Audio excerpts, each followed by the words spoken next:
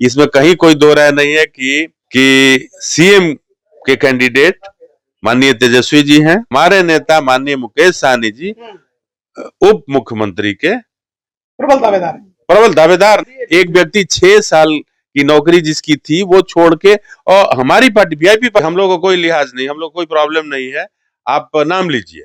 अगर होता कि किसी और पार्टी का होता तो हम लोग चुप बैठते, हम लोग नहीं बोलते।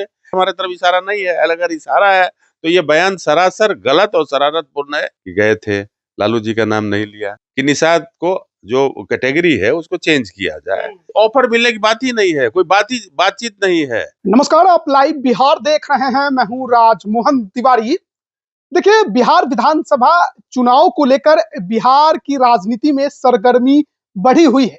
गठबंधन को लेकर भी कई तरह के चर्चा चल रही है और इसी बीच दिलीप जायसवाल बीजेपी के प्रदेश अध्यक्ष एक बड़ा बयान दे देते हैं। वो कहते हैं कि महागठबंधन की एक पार्टी, बड़ी पार्टी, बड़ा चेहरा एनडीए के साथ आने वाला है और उसके बाद से ही ये कयास लगाया जा रहा है कि क्या वो चेहरा मुकेश सहनी है, क्या वीआईपी पार्टी एक बार फिर दोबारा से एनडीए के साथ गठबंधन करने जा रही है, क्या 2025 विधानसभा चुनाव से पहले बिहार में खेला होने जा रहा है।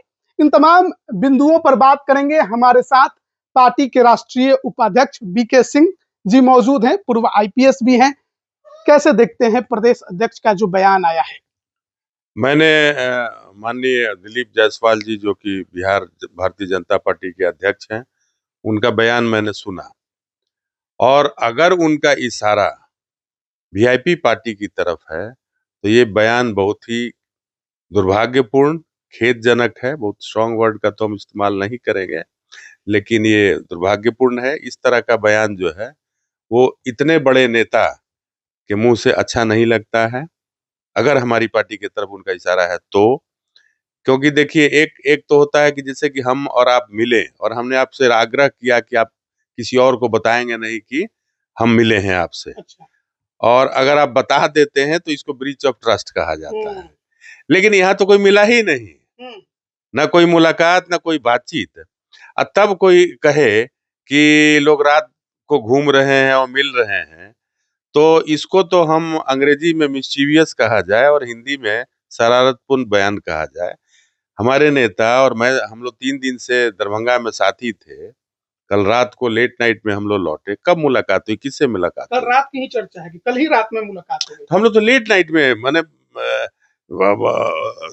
ये तो इस चीज को तो हम नकार रहे हैं। हम तो कह रहे हैं ना आपको कि हम तो साथ थे, कोई मुलाकात नहीं है 3 दिन में।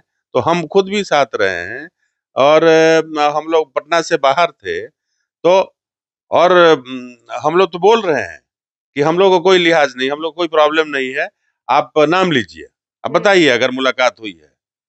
क्योंकि इस तरह की चीजें ये बिहार के भारतीय जनता पार्टी के पदानुसार ये सर्वोच्च पोस्ट पर है, और उनके मुंह से ये बयान, इस तरह का बयान जिसका कि कोई सिर पैर नहीं हो, कोई आधार नहीं हो, तो ये तो गलत है। इस तरह का राजनीति में इस तरह का बयान ठीक नहीं लगता है। एक सवाल यहाँ पे बनता है कि नाम उन्होंने किसी का नहीं लिया जी। नाम किसी का नहीं लिया, लेकिन आप लोगों को काउंटर जवाब देना पड़ रहा है।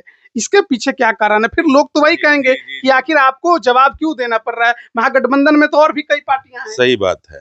तो हमने शुरुआत में ही आपसे कहा कि अगर इशारा हमारी पार्टी की तरफ है तो नंबर 1, नंबर 2 कि हमको क्यों ये कहना पड़ रहा है कि आप प्रेस मीडिया देखिए क्या बोल रहा है कि वीआईपी पार्टी, वीआईपी सुप्रीमो से बात हुई है, ठीक है।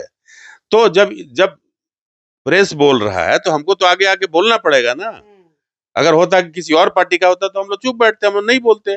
लेकिन जहां भी खबर आ रहा है, जहां भी ये बयान दिखाया जा रहा है, साथ में भी वीआईपी को जोड़ा जा रहा है कि वीआईपी की तरफ इशारा है, तो हमारा ये कहना कि अच्छी बात है कि अगर हमारे तरफ इशारा नहीं है, अगर इशारा है तो ये बयान सरासर गलत और शरारतपूर्ण है। इसका कोई सिर पैर नहीं है, कोई बेस नहीं है। अरे, ये जो बीजेपी के साथ आने की चर्चाएं थी वो पिछले साल से ही काफी ज्यादा बढ़ गई थी।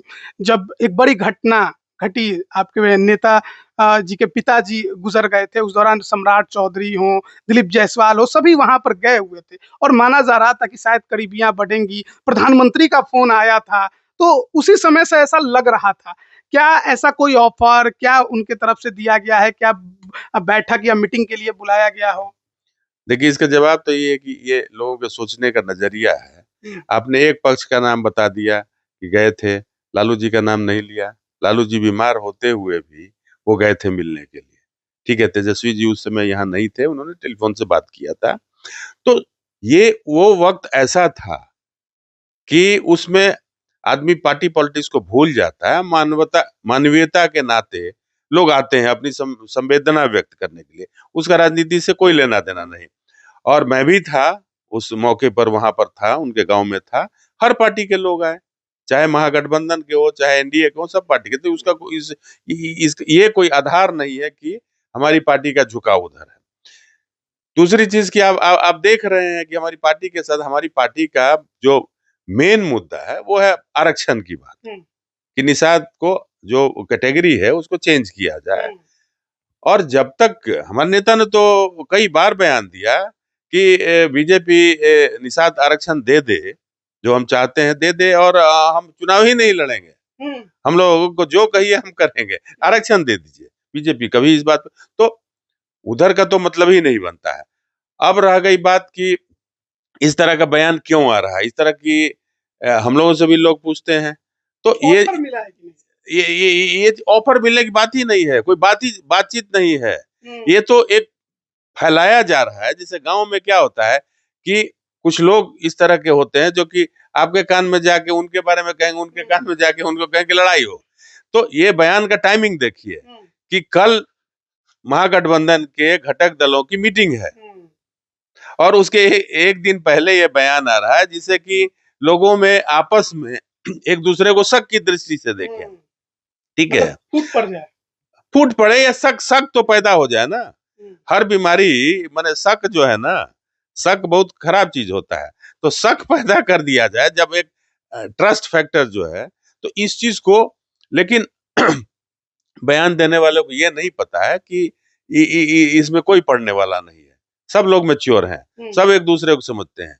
जो मतलब कि राजनीति में बहुत ज्यादा वो जिनका अनुभव नहीं है, वो भी बोल रहे हैं कि इस तरह का बयान क्यों आ रहा है, क्या जरूरत है इसकी। अगर बात चल रही है तो आप ले लो पार्टी में, हैं?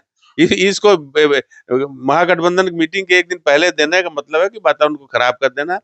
दूसरी चीज क्या है कि मैं अपने पार्टी के बारे में और अपने नेता माननीय मुकेश सहनी जी के बारे में बताऊं कि इस पार्टी का ग्राफ बढ़ रहा है। 2018 में पार्टी बनी और 2019 में पहला इलेक्शन हुआ, दूसरा इलेक्शन 2020 में हुआ, तीसरा इलेक्शन बाई इलेक्शन जो है 22 में हुआ, चौथा 24 में हुआ, पांचवा ड्यू है।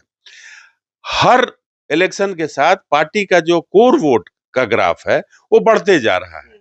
जो निषाद समुदाय है वो मतलब कि अब बढ़ते बढ़ते बढ़ते, अब हम एग्जैक्ट परसेंटेज तो नहीं बता सकते हैं, लेकिन हमको लगता है कि 80-90% तक जो फॉलोइंग है निषाद समाज में, वो उन्होंने हमारे नेता को लीडर मान लिया है।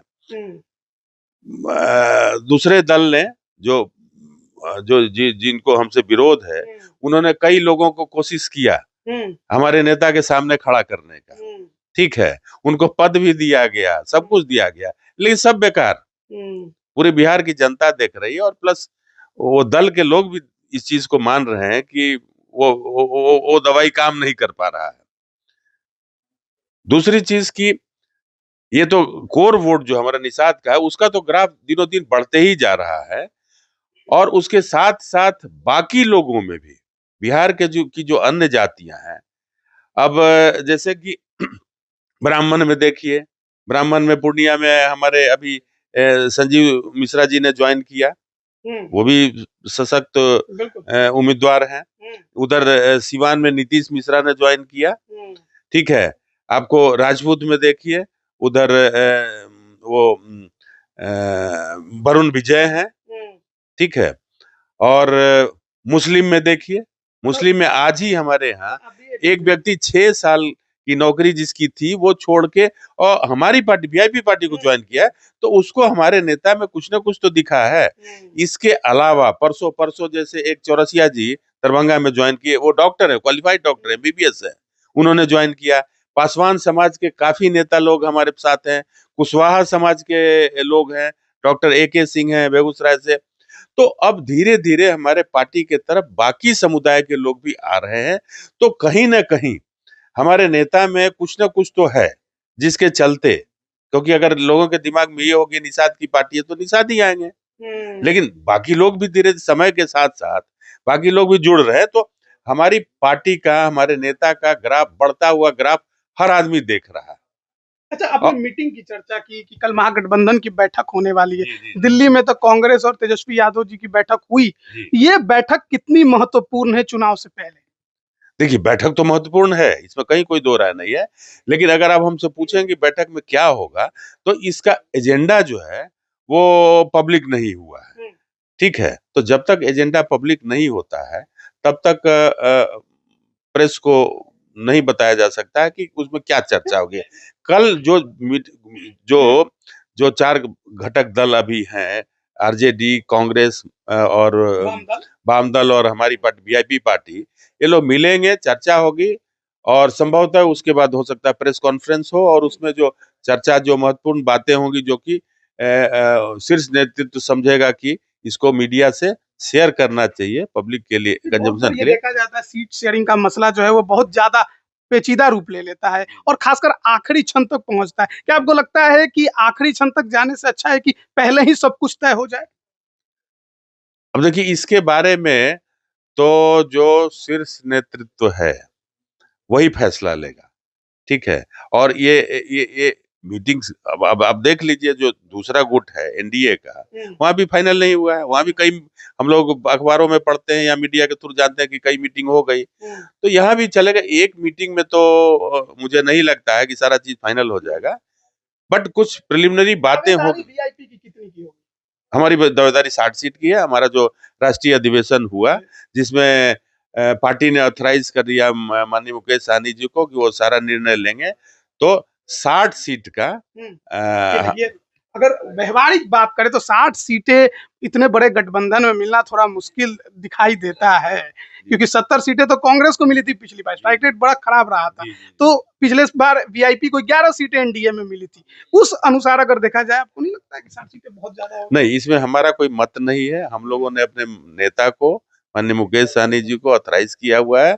वो जो भी संख्या बताएं उन्हीं को तय करना है। आपने अपना रख दिया कि हमें 60 सीट? हमने नहीं रखा। राष्ट्रीय कार्यकारिणी हमारी हुई, वहां ये फैसला लिया गया, उसमें प्रस्ताव पारित हुआ, ठीक है? और उसके बाद प्रस्ताव पारित होने के बाद नेता को यह अधिकार दिया गया कि ये 60 तो पारित हुआ है, आपको जो उचित लगे, जो उचित निर्णय लगा महागठबंधन को देखते हुए, वो आप निर्णय लेने के स्वतंत्र है।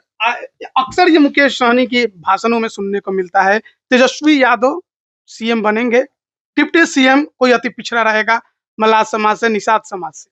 डिप्टी सीएम के पद को लेकर जो क्या लगता है कि इसमें खींचतान हो सकती है? नहीं, इसमें हम आपको करेक्ट करेंगे। इसमें कहीं कोई दो राय नहीं है कि हमारी पार्टी के तरफ से क्लैरिटी है कि सीएम के कैंडिडेट माननीय तेजस्वी जी हैं। कांग्रेस नहीं मान रही है।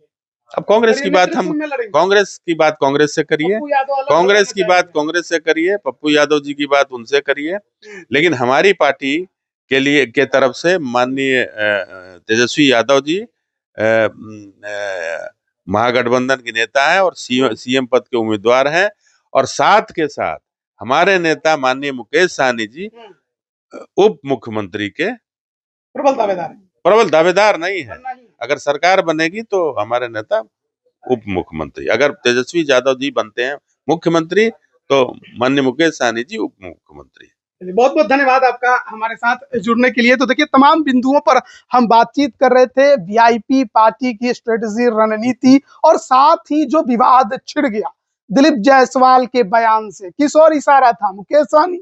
वीआईपी पार्टी क्या सचमुच महागठबंधन छोड़कर एनडीए में जाएंगे? साफ कुछ बता दिया है राष्ट्रीय उपाध्यक्ष बीके सिंह जी ने कि इसमें सिर्फ और सिर्फ झूठ, अफवाह है। कहीं भी किसी प्रकार की ना कोई बातचीत हुई है, ना ऑफर है, कोई मतलब नहीं।